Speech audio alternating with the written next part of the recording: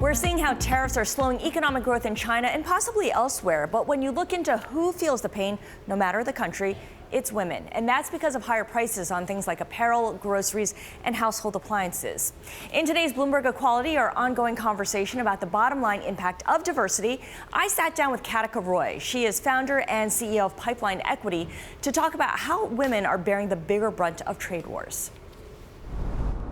So not only do we have less money coming into our wallets, we have more money coming out of our wallets. And that's where the tariffs actually come in. So 75% of tariffs that U.S. households pay for actually are on apparel, and women actually bear 65% of those tariffs. So the tariffs themselves don't have any kind of gender bias. This was not necessarily by design. It was not intentional. No. It just kind of works out that way. It does. So for every item, so typically footwear and apparel, but also household appliances like vacuum cleaners and washing machines.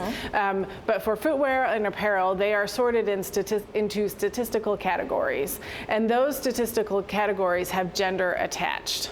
So you could have virtually the same hiking boot or the same shirt essentially, and women are paying on average more than men are paying. What other sectors that are subject to import tariffs have a discriminatory impact? Not by design, but just that's how it works out. So the three places that in tariffs that actually impact it from a gender perspective are apparel, footwear, and then home items.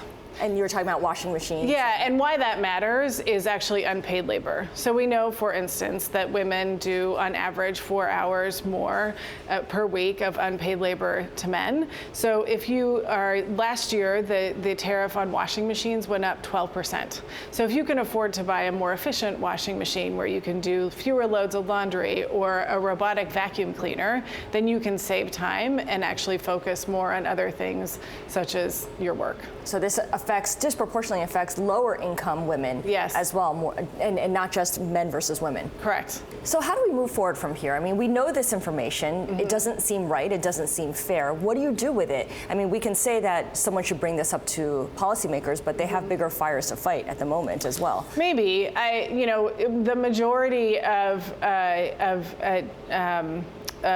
apparel and footwear are actually imported, that we don't manufacture them here in the United States. And if you want to actually talk about closing the gender pay gap, this is a very important part of that, with the money that's actually coming out of women's pockets.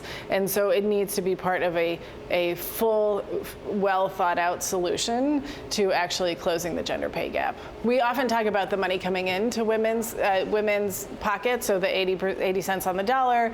For working moms, it's actually 69 cents on the dollar. It's lower than women on average.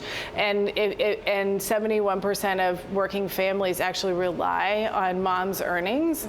If we want to talk about closing the gender pay gap, it's not only the amount of money that's coming in to women's pocketbooks, it's actually the money going out.